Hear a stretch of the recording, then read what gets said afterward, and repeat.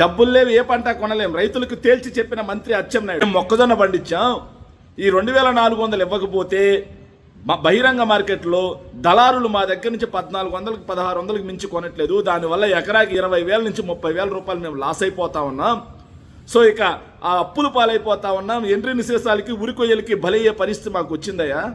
So కాబట్టి మమ్మల్ని ఆదుకోండి మహాప్రభు అని చెప్పేసి కింజారపు అచ్చెన్నాయుడు అనే ఒక మంత్రి దగ్గరికి రైతులందరూ వెళితే, మేము కొనలేం, మా దగ్గర డబ్బులు లేవు. సిగ్గుందా అచ్చెన్నాయుడు గారు కొంచెమేనా?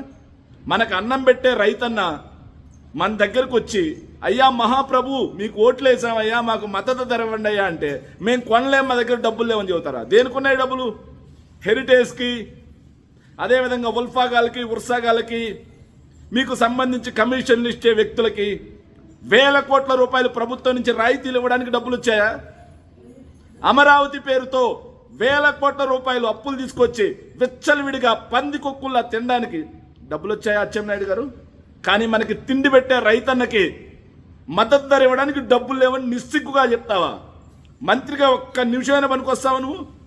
జగన్మోహన్ రెడ్డి గారిని వ్యక్తిగతంగా హరణం చేయడానికి, తిట్టడానికి ఎగేసుకొచ్చే నువ్వు, నీ శాఖలో రైతన్న ఈరోజు ఇబ్బంది పడుతుంది. దగ్గరకు వస్తే చంద్రబాబు నాయుడు గారు అధికారంలోకి వచ్చినప్పటి నుంచి మీరే వ్యవసాయ శాఖ మంత్రి. మీరు అధికారంలోకి వచ్చిన తర్వాత రైతు భరోసా కేంద్రాలను నిర్వీర్యం చేసి పడేసి, విత్తనాలు కల్తీ, ఎరువులు కల్తీ, పురుగు మందులు కల్తీ, మద్దతు ధర తీసుకుంటే మిర్చి, పొగాకు, అరటి, మామిడి, ఆక్వా, ధాన్యం, ఇక చూసుకుంటే ఇప్పుడు మొక్కజొన్న, ఇక శనక్కి, కందులకి వేటికి మద్దతు ధర లేదు. రైతన్న అప్పులు పాలైపోయినటువంటి పరిస్థితి. ఆరుగాలం పండించి కరువుకి అదేవిధంగా చీడపీడలకి అన్నిటికీ ఎదుర్కొని మరి పండించినటువంటి రైతన్న ఈరోజు మీ ప్రభుత్వం అధికారంలోకి వచ్చిన తర్వాత మద్దతు ధర లేక ప్రభుత్వం కొనుగోలు కేంద్రాలు ఏర్పాటు చేయట్లేదంటే డబ్బులు లేక, ఇంతకు మించి దిక్కుమాలిన ప్రభుత్వం చరిత్రలో ఉంటుందా?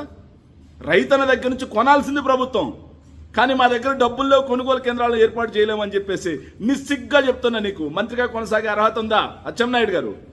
సో ముందు నీ శాఖలో వెలగబెట్టి రైతన్నలను ఆదుకొని తర్వాత జగన్మోహన్ రెడ్డి గారి గురించి మాట్లాడు.